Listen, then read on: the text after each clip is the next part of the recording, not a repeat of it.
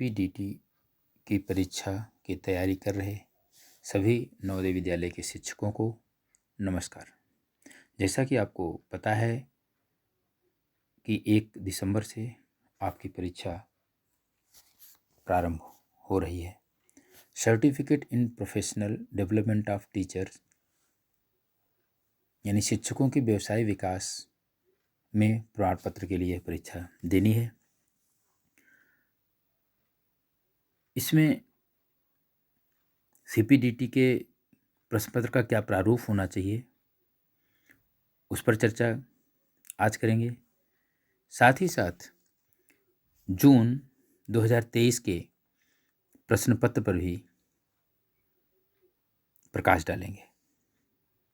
इसके पूर्व यह देख लेते हैं कि इसमें जो 3 पेपर होंगे वह कौन कौन से हैं। तो इसमें प्रथम पेपर है BES 01 किशोरावस्था के मुद्दों को समझना और प्रबंधित करना।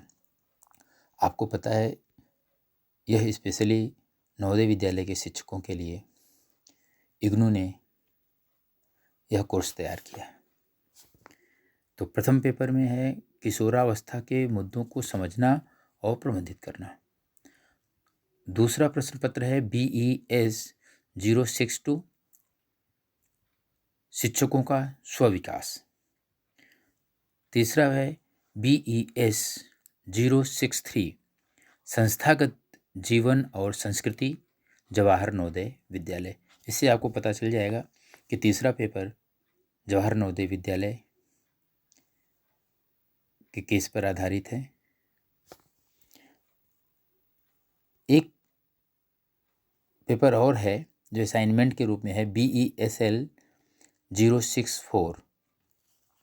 आइए इसे समझ लें। इसमें तीनों पेपर के रूप में 3-3 प्रश्न आएंगे और इसे 500-500 शब्दों में घर पर लिखकर भेजना होता है। यह जुलाई 2022, जनवरी 2023, जुलाई 2023 का दिया हुआ असाइनमेंट है, जिसमें BES 061 के प्रश्न दिए हुए हैं।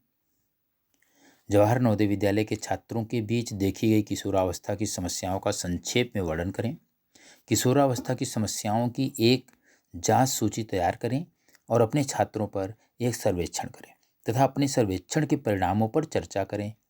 और जहां भी आवश्यकता हो तो बच्चों के नाम को गोपनीय रखना है। और यह प्रश्न कितने शब्दों में करने हैं? 500 शब्दों में। इसी तरह से 500 शब्दों में दूसरा प्रश्न है जवाहर नवोदय विद्यालय के छात्रों को करियर निर्णय लेने में आने वाली विभिन्न समस्याओं की एक सूची तैयार करें। आप अपने छात्रों के लिए किस तरह के मार्गदर्शन और परामर्श कार्यक्रम बनाना चाहते हैं, संक्षेप में चर्चा करें। तीसरा प्रश्न है जवाहर नवोदय विद्यालय के छात्रों के बीच आमतौर पर देखी जाने वाली विभिन्न व्यवहार संबंधी समस्याओं को सूचीबद्ध करें और इसे रोकने या कम करने के लिए सक्रिय और बच्चे के अनुकूल तरीकों की पहचान करें। यह प्रथम प्रश्न पत्र के अंतर्गत। द्वितीय प्रश्न पत्र के अंतर्गत 3 प्रश्न आएंगे। यह असाइनमेंट के लिए हैं जो घर से लिखकर इग्नू को भेजना होता है, या जब आपका 4 दिन का वर्कशॉप होता है तो उस वर्कशॉप में इसको लिखकर ले जाना होता है। तो 062 में शिक्षकों का स्व विकास के अंतर्गत प्रश्न 3 जो हैं, विभिन्न प्रकार की नेतृत्व शैली की व्याख्या कीजिए। विद्यालय परिप्रेक्ष्य में कौन सी नेतृत्व शैली सबसे उपयुक्त है और क्यों? दूसरा प्रश्न है प्रकार्यात्मक और अप्रकार्यात्मक द्वंद्व से आप क्या समझते हैं?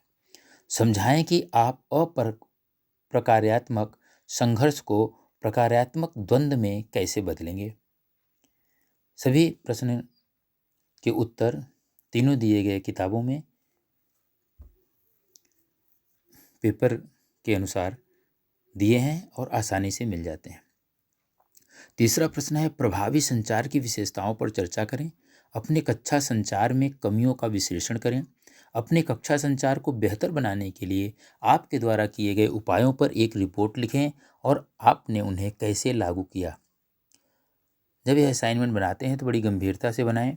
इसका लाभ आपको परीक्षा में भी कई जगह पर उत्तर देते समय मिलेगा। BSE 063 में देख लीजिए 3 प्रश्न। अपनी कक्षा में एक छात्र के बारे में सोचें जिसे गंभीर समस्या व्यवहार है और स्तर 3 की तरह व्यक्तिगत हस्तक्षेप योजना की आवश्यकता है। यह प्रश्न 2023 के जून सत्र वाली परीक्षा में पूछा गया है।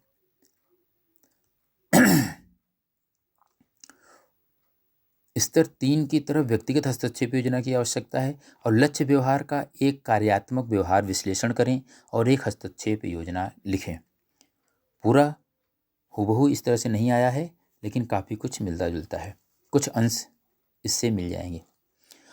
तीसरा प्रश्न है, अपने साथी शिक्षकों के साथ चर्चा के माध्यम से जवाहर नवोदय विद्यालय में अभिभावक शिक्षक संबंध का अन्वेषण करें।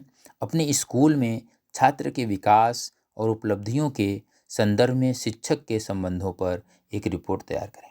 तीसरा है, अपनी कक्षा में शिक्षार्थी में विविधता की पहचान करें और उनकी विशेषताओं के अनुसार एक रिपोर्ट तैयार करें।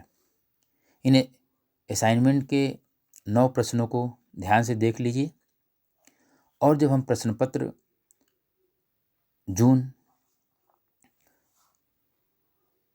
में हुई परीक्षा का तीनों प्रश्न पत्रों को दिखाएंगे या अगले वीडियो में बताएंगे।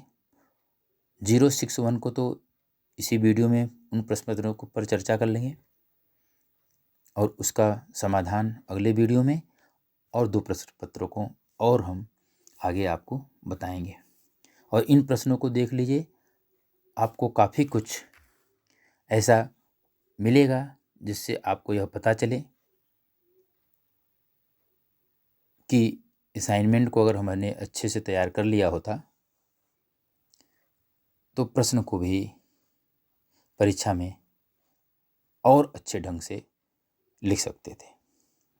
आइए देखें BSE 061, जिसमें किशोरावस्था के मुद्दों को समझना और प्रबंधित करना है, उसमें कौन कौन से प्रश्न जून के 2023 वाले परीक्षा में आए हैं। इसका प्रारूप में आपको पता होगा कि 3 घंटे का समय मिलता है। इसका अधिकतम भारिता 70% है और सभी प्रश्न इसमें अनिवार्य होते हैं और सभी प्रश्नों की भारिता समान है, यानी सभी प्रश्न करने हैं आपको और सभी प्रश्नों के अंक जो है बराबर हैं। सभी प्रश्न अनिवार्य से लगता होगा कि कोई प्रश्न हमें विकल्प के रूप में नहीं होगा, लेकिन हर एक प्रश्न का अथवा करके एक प्रश्न और है जिससे हमें परीक्षा देने में बड़ी ही आसानी हो जाएगी। प्रश्न 600 शब्दों में उसके उत्तर को लिखना है। जैसा कि आप देख रहे हैं स्क्रीन पर, निम्नलिखित प्रश्न का उत्तर लगभग 600 शब्दों में दीजिए। तो पहला प्रश्न आएगा अचानक, पहला प्रश्न इस तरह से आएगा मिलता जुलता, अचानक विकास के कारण किशोरों के व्यवहार में विभिन्न अभिव्यक्तियों पर चर्चा कीजिए। यह प्रश्न आपको किताब से मिलेगा। और आवासीय विद्यालय के परिप्रेक्ष्य से उदाहरण दीजिए, अर्थात जवाहर नवोदय विद्यालय आवासीय विद्यालय है, तो इस विद्यालय में जो भी समस्याएं हैं या उससे मिलती जुलती कोई काल्पनिक समस्या या कोई उदाहरण आप अपने मस्तिष्क के द्वारा, विवेक के द्वारा बना सकते हैं तो बनाकर लिख देंगे, अच्छे नंबर मिल जाएंगे। अगर यह प्रश्न नहीं आ रहा है तो अथवा करके दूसरा प्रश्न दिया हुआ है, किशोरों के नैतिक विकास को प्रभावित करने वाले कारकों का वर्णन कीजिए। संक्षेप में उल्लेख कीजिए कि आप किशोर छात्रों के बीच नैतिक मूल्य को कैसे मजबूत करेंगे। यह भी प्रश्न आपको 061 में किताब में दिया हुआ इग्नू के द्वारा आसानी से मिल जाएगा। वैसे मैं अगले वीडियो में प्रयास करूंगा इन सभी के संक्षिप्त उत्तर पर प्रकाश डालें, जिसका विश्लेषण करके आप 600 शब्दों में उत्तर बना सकें।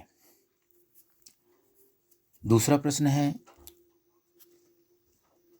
600 शब्दों में, इसका भी उत्तर देना। किशोरों में चिंता और अवसाद के संकेतों और लक्षणों का वर्णन कीजिए। ऐसे कारकों की सूची बनाइए जो किशोरों के बीच अवसाद के जोखिम को बढ़ा सकते हैं।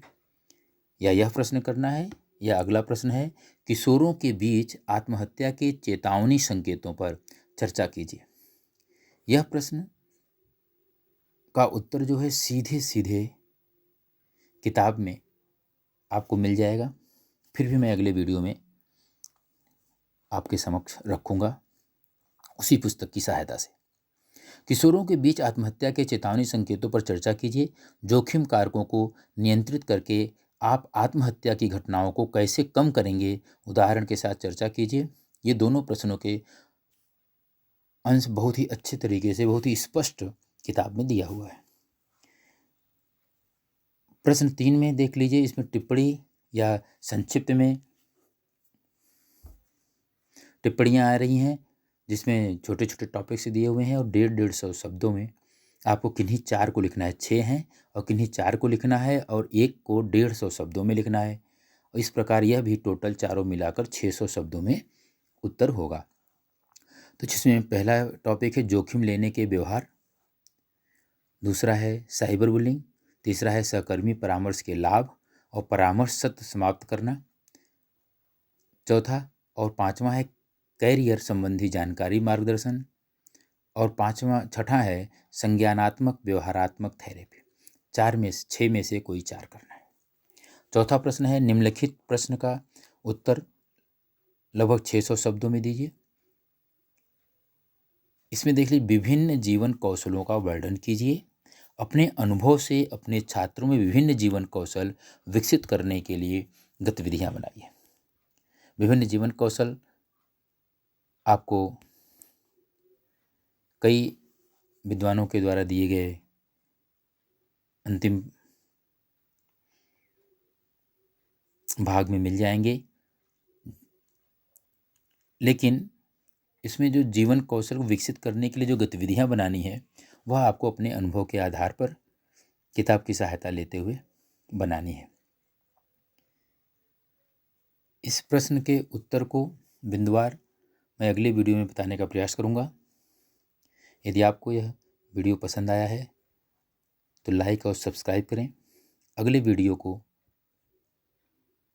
आप तक पहुंचाने के लिए अतिशीघ्र हाजिर होता हूं। उसका नोटिफिकेशन आपको समय पर मिल जाए, इसके लिए आइकॉन बटन, जो बेल आइकॉन है, उसका बटन दबाना न भूलें। बहुत बहुत धन्यवाद।